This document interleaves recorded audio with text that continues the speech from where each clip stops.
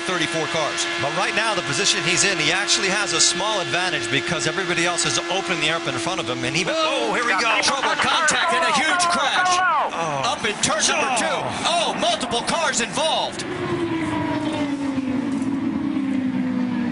Oh, my. It looks like Dan Weldon may be involved in it. And Eddie, you and I spoke about this morning on the drive-in. Just this amount of cars, the speed, just the chance for what they call the big one. And what happens in conditions like that, even if you're 300 yards behind that, you cannot stop these cars. The only option you have is to try to avoid it, and it was impossible to avoid anything there. And you saw Will Power, his car involved as well. My. What a mess. That's Townsend Bell that was, I think his car was up on its side there, the 22.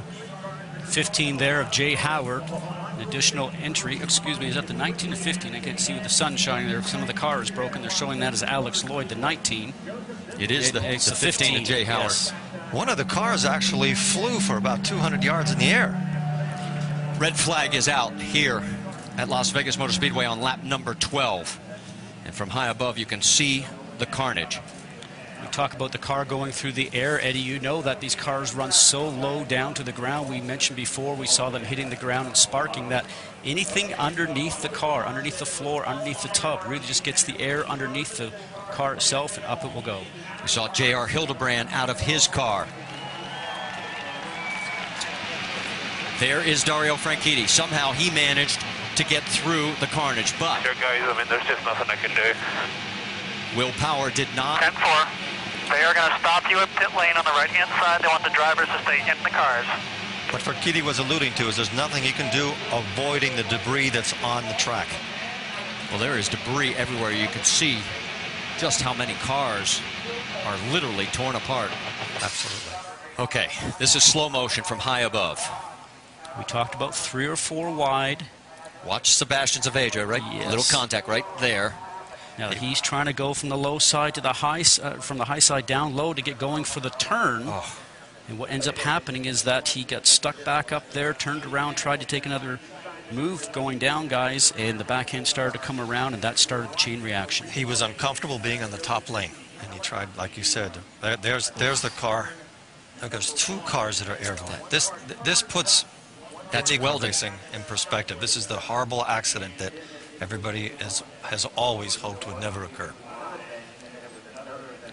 And as we said, 15 cars we now know of involved out of the 34 that started this race.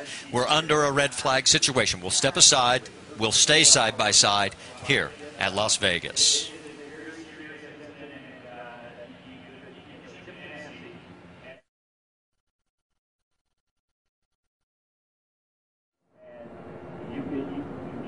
And all the action starts up front, Marty. As you know, we just mentioned it's very difficult to try and avoid it.